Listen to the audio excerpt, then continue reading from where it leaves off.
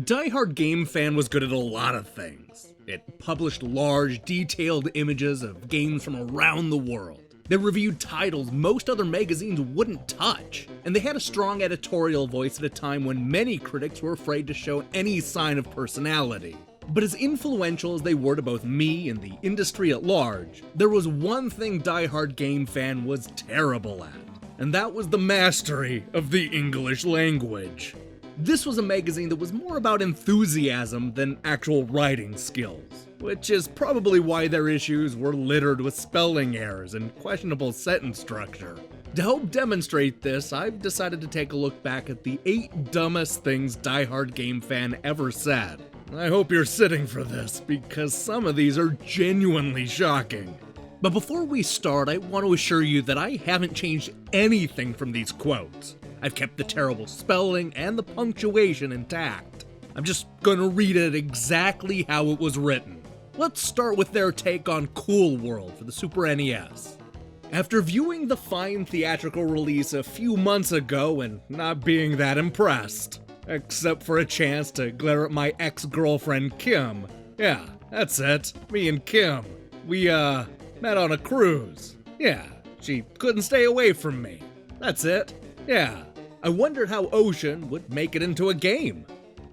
I just don't even know how to respond to that. There's so many ellipses in a paragraph that makes absolutely no sense. Let's go ahead and see what Skid had to say about Super Mario All-Stars all the way back in 1993. What a thrill. All my bad memories of 8-bit in living color. Boing, boing, happy, happy. I'm sorry, but the old Mario games just haven't stood the test of time. The music and sound effects are great, but the control is too loose, and it's all just too cuddly. I believe it's time to retire Mario for a more 90s character. No, just no. Mario didn't need to become more extreme to compete with other 1990s mascots, which is probably why he's still one of the most beloved video game mascots a quarter century later. Speaking of the 1990s, here's what they had to say about Jam It on the Genesis. It seems like basketball is all the rage since White Men Can't Jump hit big. Ching ching at the box office. At the same time, rap has become a big thing, and spray painting on public property has become a popular after-school activity. Welcome to the 90s.